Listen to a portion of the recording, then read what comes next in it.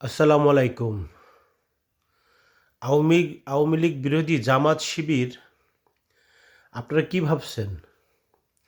আপনারা ভাবছেন যে আওয়ামী লীগের পক্ষে বিশ্ব নাই? তার প্রমাণ পেয়ে গেছেন? জার্মান রাষ্ট্রদূত কি বলেছেন? গ্রহণযোগ্য নির্বাচন হইতে হবে এবং সকল দলের অংশগ্রহণে।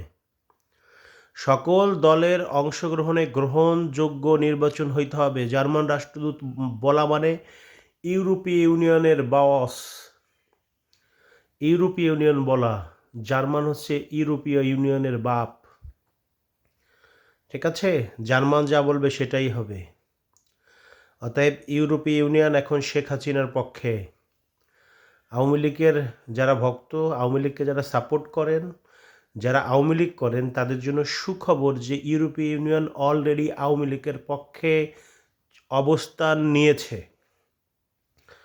শেখ হাসিনার বিচার স্বচ্ছ হয়নি, অলরেডি জার্মান রাষ্ট্রদূত বলে দিছে। ঠিক আছে? এটা রাজনৈতিক প্রতিহিংসার শিকার হয়েছে শেখ হাসিনা। ওকে? অতএব চিন্তার কোনো কারণ নাই। জার্মান রাষ্ট্রদূত অলরেডি শেখ হাসিনার পক্ষ নিছে, আওয়ামী লীগের পক্ষে নিছে, পক্ষে অবস্থান করতেছে। অতএব ইউরোপীয় ইউনিয়নও আমাদের পক্ষে অবস্থান করতেছেন। ইংল্যান্ড তো আসেনি আমাদের পক্ষে, ব্রিটিশরা। ফ্রান্স আছে, এরপরে জার্মান আছে। জার্মান মানে সারা ইউরোপ থাকা। অতএব চিন্তার কোনো কারণ নাই। আমাদের বর্তমান পরিস্থিতি ধীরে ধীরে স্বাভাবিক হচ্ছে। ইনশাল্লাহ আগামীতে স্বচ্ছ নির্বাচন হলে আওয়ামী লীগই ক্ষমতায় যাবে।